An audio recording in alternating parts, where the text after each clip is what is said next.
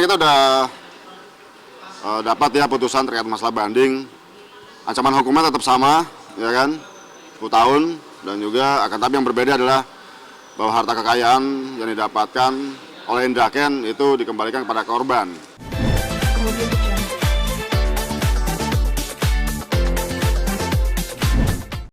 Ya, kemarin kita udah dapat ya putusan terkait masalah banding. Ancaman hukumnya tetap sama, ya kan, 10 tahun, dan juga akan tapi yang berbeda adalah bahwa harta kekayaan yang didapatkan oleh Indra Kents itu dikembalikan kepada korban. Ya, jadi perbedaannya di situ dalam putusan bandingnya. Akan tapi kita sudah mengajukan kasasi untuk itu, ya. Yang jelas kita sangat memang keberatan terkait dengan putusan pengadilan tingkat pertama dan kedua yang menyatakan bahwa harta kekayaan yang diperoleh oleh Indra Kusuma adalah berasal dari binomo, kan begitu. Kenapa? Karena memang dari fakta persidangan yang ada sudah cukup jelas.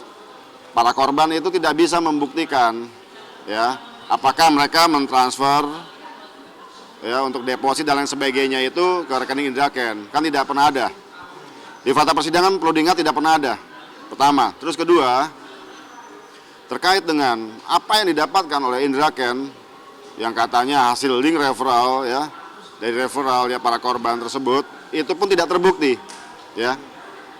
Dalam akun link referral yang sudah kita sampaikan kita sampaikan ke media juga, dalam persidangan pun kita sudah sampaikan, itu tidak ada satupun nomor referral atau nomor anggota para yang mengaku para korban ini ya, itu yang tercatat di link referralnya Indra Kusuma, kan begitu. Jadi jelas ya. Jadi mereka sebetulnya gagal dalam membuktikan di persidangan bahwa Indra Kusuma itu mendapatkan hasil keuntungan dari mereka. Akan tapi ya kita melihat ya di sini karena mereka sedemikian rupa ya menyiarkan keluhan-keluhannya di media sehingga membuat iba dan lain sebagainya, ya itu mungkin ya. Sampai terakhir juga di tayangan di podcast ya ada satu YouTuber terkenal juga bahkan mengulas terkait dengan putusan yang Indra Kusuma ini.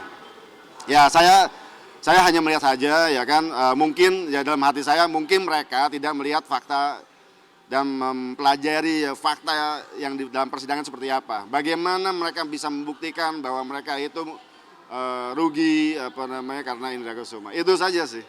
Itu hal yang menarik ya menurut saya. Ya begini. Jadi kalau saya sih melihatnya ya, untuk membuktikan bahwa harta tersebut adalah hasil dari kejahatan sendiri itu tidak dapat terbukti. Di fakta persidangan tidak dapat dibuktikan. Contoh, link referral yang didalilkan sedemikian rupa para korban ini, Indra mendapatkan ratusan miliar dari link referral. Buktinya cuma ada 3,5 miliar saja. 3,5 miliar loh. Dan itu belum pernah ditarik oleh Indra. Itu menjadi fakta. Bagaimana mungkin ya Indra bisa menikmati sedemikian rupa banyak yang sebagaimana disampaikan oleh para korban itu, sedangkan di link referralnya sendiri cuma 3,5 miliar. Itu yang saya melihat di sini adalah ya terdapat pergeseran ya, di mana ya saya harapkan bisa objektif, independen ya peradilan kita, tapi saya melihatnya ini masih terbawa oleh opini-opini yang berkembang dalam publik. Saya pikir memang dari pihak regulator itu wajib untuk lebih mengawasi lagi, menindak dan sebagainya. Bukan hanya menghimbau saja, ya kan? Akibatnya kemarin kan hanya himbauan. Nah, ujung-ujungnya apa? Ujung-ujungnya ada satu laporan dan lain sebagainya. Khususnya ada kerugian yang diderita oleh masyarakat, itu yang paling penting kan. Itulah fungsi regulator agar jangan sampai kerugian terjadi dalam masyarakat. Itu yang kita harapkan. Pesan dari Indra Kents sendiri gimana? Bahagia? Kalau Indra Kents sendiri sekarang masih tetap tabah untuk melakukan satu proses hukum ya. Akan tapi jelas juga dia sudah menyampaikan. Dia menyampaikan kenapa nggak dari awal. Ya kalau misalnya memang itu menjadi kesalahan saya, ya nggak ada masalah, harta saya ambil saja. Dia nggak ada masalah untuk itu. Bukan itu yang dia inginkan ya. bahwa kalau misalnya terbukti bahwa dia memang mendapatkan harta kekayaan dari para korban. Kalau memang seperti itu terjadi, saya balikin semuanya, ambil aja semua, bagikan rata. Tapi yang perlu diingat, mereka kan beranggapan bahwa yang masuk dalam link referralnya Indra itu kan ribuan orang. Yang menjadi korban ini ratusan orang. Kemana sisanya gitu kan? Kayak gitu. Kalau memang mau fair, setiap korban yang merasa dirugikan, bagikanlah harta kekayaan itu. Sama rata semuanya. Ya kan?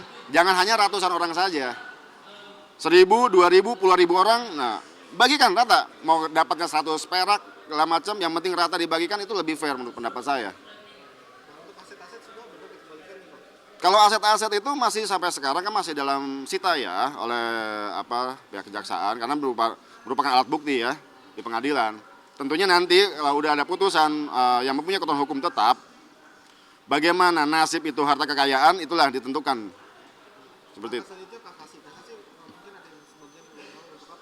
Ya, itu upaya hukum kasasi memang itu menjadi haknya dari terdakwa ya, sudah diatur dengan jelas bahwa nantinya kita merasa keberatan tentu, dan tetap kita bertahan terkait dengan fakta-fakta yang sudah kita ungkapkan dalam persidangan dan bukti-bukti yang sudah kita ajukan dalam persidangan yang sama sekali tidak menjadi bahan pertimbangan hukum hakim. Itu yang kita sesalkan. Ya. Itu yang kita akan tegaskan kembali bahwa salah penerapan hukum itu yang menjadi satu strong point kita, seperti itu. Ya, kita berharap yang menyatakan Indra Kusuma tidak bersalah. Ya. Kedua, harta kekayaan itu dikembalikan kepada Indra Kusuma. Ya, itu namanya harapan kita, upaya kita sebagai ya penasihat hukum ya. Akan tapi tentu tetap Mahkamah Agung tentunya yang akan memeriksa perkara ini kan mempunyai satu pertimbangan terkait dengan penilaian dan pengujian fakta persidangan yang terungkap di pengadilan seperti apa, kan begitu. Kita udah ajukan upaya hukum kasasi, ya. Mungkin by proses ya, mungkin dalam waktu 2 bulan ke depan atau 3 bulan ke depan kita harusnya udah ada putusan, ya putusan seperti itu. Ya kita lihat tentunya namanya kita berupaya dan berharap, ikhtiar itu perlu, tapi tentu tetap yang memutuskan bukan kita, ya kan, Hakim Agung yang memutus nantinya. Waduh, saya kurang paham kalau masalah nazar ya. Kondisi sehat walafiat, terakhir saya besuk dia, alhamdulillah sehat. Ya dia sudah menerima ya dia lebih ini ya berusaha untuk menerima proses yang terjadi saat ini, proses pendewasaan dan pematangan dia ya, seperti itu saya melihatnya demikian ya. Gitu. Pasti itu ya, itu kalau menurut saya mau demo apapun juga itu bagian yang dinamis dan hak untuk mengutarakan pendapat ya kan, sepanjang itu tidak melanggar hukum ya fine saja ya, nggak ada masalah untuk saya ya. Kayak gitu. Ya saya melihat bahwa banyak ya, saya melihat juga ya opini-opini yang berkembang ya.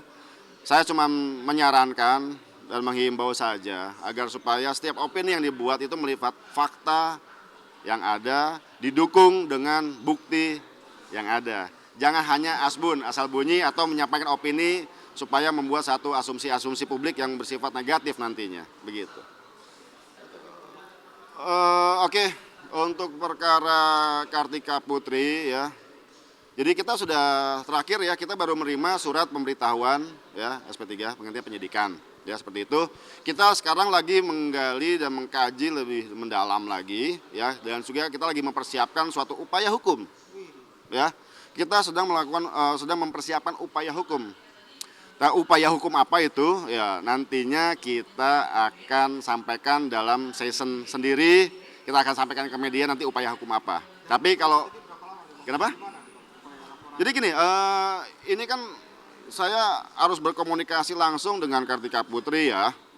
Tentunya dia ada kegiatan ke luar negeri kemarin, baru pulang. Nah, hari ini juga dia pergi lagi, sehingga mungkin nanti ya pertengahan bulan depan lah, Februari ya, kita akan lihat dah seperti apa. Setelah dia kembali ke Indonesia ya. Gitu. Berarti akan ada laporan lagi nih, Pak, kepada Trisakti. Upaya itu berbagai macam. Nah, kalau tadi pertanyaan ada laporan lagi, saya belum bisa jawab.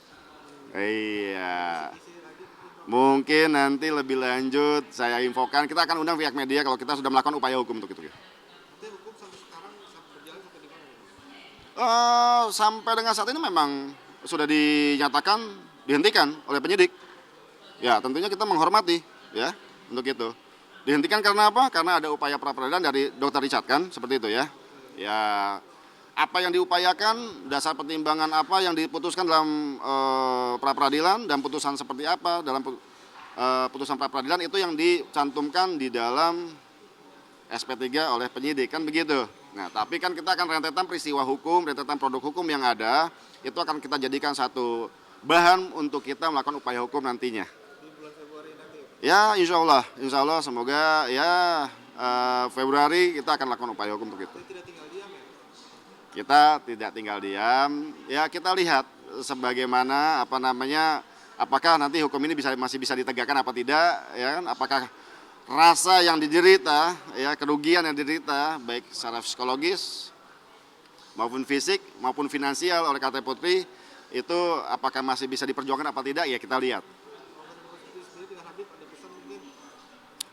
Dia menyerahkan kepada saya semuanya, silakan tolong sebagai kuasa hukum tolong dibantu untuk memperjuangkan hak-haknya seperti itu. Thank you. Makasih ya, Bang. Audio Jungle.